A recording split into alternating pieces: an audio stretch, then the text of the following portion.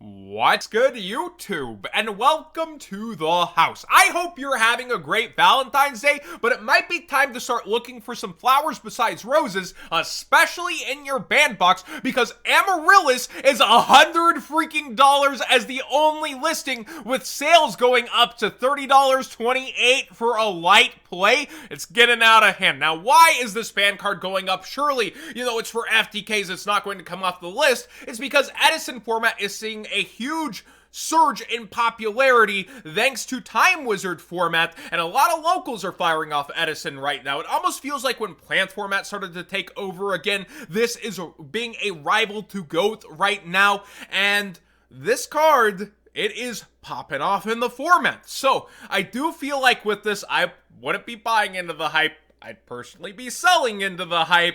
I don't think this is getting unbanned anytime soon, but it is an interesting card to actually look, stare at, think about, and see played. So be aware, that's the main reason it's going up, the main reason it's going crazy, and it has had that multi-double down buyout happen to it. Next up for Time Wizard format, I do think that SEMO is the main reason for Blackwing hype. You have the progression series, people buying this in preparation for it to hit Blackwings once again, but also Blackwings was super popular in past formats. I myself topped a couple of regionals with Lightsworn Blackwings, where the Lightsworn engine was just charged Lila Raiko, so it's had a lot of different versions. And I remember Philly Luna, actually the first ARG, piloted Blackwings during freaking Dragon Ruler format and was able to make it. So definitely one of the more underestimated in terms of its impact of the past decks that SEMO has given new life to in the market. And going back through, Time Wizard format's really hitting the collector's market in several ways,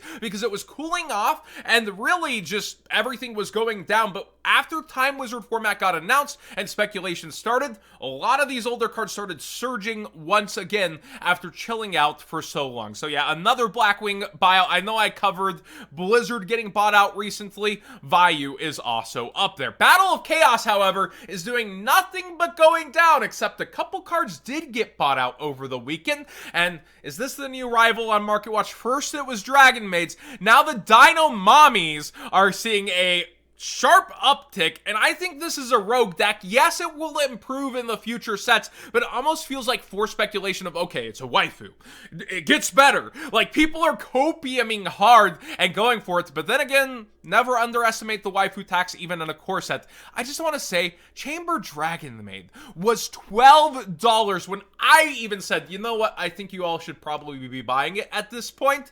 I don't think I would say that about this deck. It's super interesting, but it doesn't even take over like how dinosaurs are played as a whole. And then the Flundereeze spell, which I did say felt highly undervalued, was bought out to the point where there were only 2 left on market at one point. Now they're coming back to market, and I kind of wonder how this one will go out. Like, over in Europe, Flunder seems a lot more appreciated. I know that their spell before from the other set, it stayed at a lot higher price than our market. So this one's interesting to me because I felt like it was undervalued over here for a set so thirsty in value. Now it's at about a double up in price, but I could see it sinking back to 12. How will it continue to do, and what level will Flunder show itself off? You don't gotta worry about Scythe, just everything else set up on the board along with Scythe, like 2 Fog Blades, DPE, and all that good stuff. The Blue Eyes Jet, under where I thought it would start. I thought it would start 20 to 18. It's around 15 as we hit the true week 1.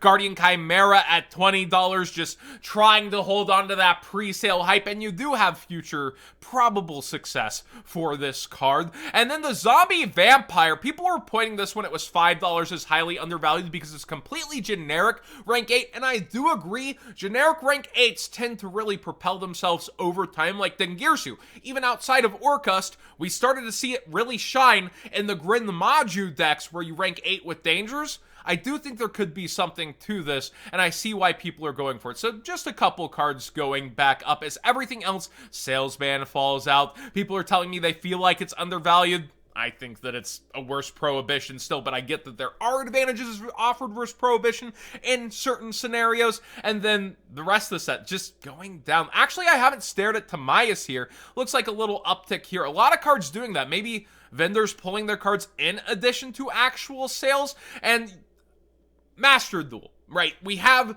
Blue Eyes hype and Dark Magician hype, not necessarily really seeing itself come to fruition in the set, but Illusion of Chaos is atop the set, and it's not like it's taking that deck into the competitive sphere of topping YCSs and regionals, but I do think we'll see it top maybe some remote duel regionals, as well as, well, we're against the adventure.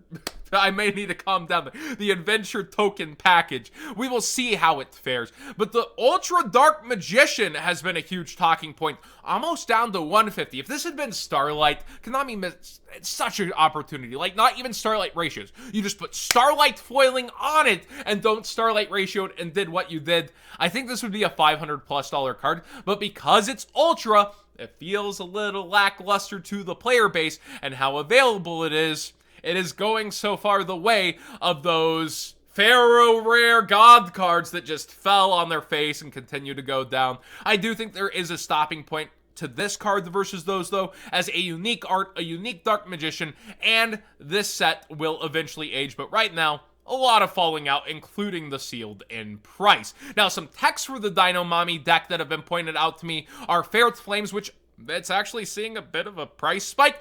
If the combined attack of all face-up monsters your opponent controls is higher than your life points, make your opponent shuffle monsters they control into the deck their choice, so that the combined attack of the remaining monsters they control becomes less than or equal to your life points. So you can force yourself down to 1,000 life points, and at any point in time, just wipe their field with this card. Is the Ferret actually just, like, farting on them? Yeah, I think that's how he's attacking. Hope for Escape also is seeing a bit of an uptick. You pay 1,000 life points, and then if your life points are lower and the difference is 1,000 more, draw one card for each 2,000 point difference, so you're able to plus relatively with ease, and then continue halving your life points after instead of worrying too much with your Dino deck. I feel like, though, speculating on all of these techs for a deck that is expected to be rogue at best, and by rogue, I don't know that it has the potential to really steal an event unless everybody just ignores and doesn't have matchup knowledge. It is an uphill battle for a deck that's putting itself down to 1,000 life points constantly. It'll be interesting to see how it turns out, but I personally would not be buying into that and would be looking elsewhere. Speaking of the eternal rivals on Market Watch, well, we do see Dragon Maid Welcome getting a double down buyout once again, and Dragon Maid Changeover extremely low on quantities. It's the only version of it, and people, they're paying for it right now as they get a little bit of repopularization of the deck in Master Duel. I think Duel Links Meta said it was one of the better decks, and yikes, yes, it's a grindy resource deck if you don't know how to fight it, but one of the better decks, I don't know about that. Emergency Teleport Holofoil versions are getting bought out, and I can't wrap my head around this because it has a brand new collector rare that is nice, but people just don't want to play the rare in their Phantom Knight engine. Get over yourselves. Like, hey, like $7 still? Really? Y'all are trying to charge $7 for the Ghost from the Past version? I get Ghost from the Past is thirsty for value, though. But you're that adverse to playing the rare that you're going to start buying out the secret rare in addition and clamoring for other nice looking ones. Now, Time Wizard format again. There is Teledad, but the collector rare version, I think, is where I would just put my money on for not losing value later as this trend falls off probably in the future. Blue Eyes Abyss Dragon goes into a double down buyout. I did not see this one coming. It was around $30 and now it goes towards $40 and solidly so, with people buying into the hype up to $48.50 over the weekend, and there's a lot of listings around $42, $44. Blue Eyes and Dark Magician, so popularized between the new set and Master Duel. A lot of starry-eyed duels thinking they're going to do it like Kaiba and Yugi. I wish the best of luck to you. Maybe you can get a regionals with that one, but yeah, really putting their money where their mind is with that. And then Bingo Machine Go, super low on quantities and starting to go up in price. If you've been holding off on this card forever, you either should be getting it sooner than later using that TCG player link in the description down below, costing you nothing extra to support the channel directly for the cards you'd already be buying, or you're probably holding off for a while till a reprint appears of this card. Magician's Souls also has had an absurd sales rate, so something's got to give. It's probably going going to go up in price soon. Just look at that. That's all today so far. And then it's yesterday and the day before. That's a lot of sales for 3 days on such a high value card. So will it be reprinted in Legendary Duel Season 3 is the first question. I could see them skipping it. I wouldn't be shocked, but at the same time, I could easily see it being thrown in. Yugi's on the cover, but you have the Dark Magicians on the packaging. They did say a double dose of Jaden, which leads me to believe Gold and Bane will end up in there, maybe with that red letter rare. But Magician Souls, will it fit in? Will they double down on this reprint half a year later? And it's still half a year away. Time is money when getting to play with things and actively use your decks. And people are in large ignoring, okay, it's worth more, I'll spend it. I don't want to be like Kaiba or Yugi. They're spending extra on it too right now. Dual Overload. I never get tired of looking at and through this set. Selene is up in price and spiking up. This is probably thanks to all the Sky Striker buyouts happening after the Imperial Order ban, but it fits into a lot of other decks, especially any Hulk combo deck, and Hulk is getting a lot of eyes on it. That's why Aurora Dawn is bought out. In fact, it's up a couple more dollars than the last time we looked at it as well, and still very low on listings. But Selene, only 23 listings here. So this is a card that if you are thinking about it, also, I would get sooner than later. Did I get to the cards? I got to the cards. Now I can show something cool. The Kaiba Corp store over in Japan always gets the best stuff, is making an official goodbye, a Ouija board for Final, or Death in the OCG, then a Chain Destruction chain, and the Graceful and Skull Dice keychains. Man, this has to be one of the creepiest official Yu-Gi-Oh! Merch products of all time, and my wife said I can't get it, and I kind of don't want to. Thanks for watching today's Market Watch. Please subscribe if you haven't already. Give this video a thumbs up if you enjoyed the conversation. Let me know what you think of everything going on, from a ton of past format hype to the changes in Battle of Chaos. Still very minimal. This set is so affordable no matter what you're in after it, but there were better times to buy very few of the cards. They just keep falling out in price. And that, everything else in between, and what's going on, let me know what you think in the comment section below.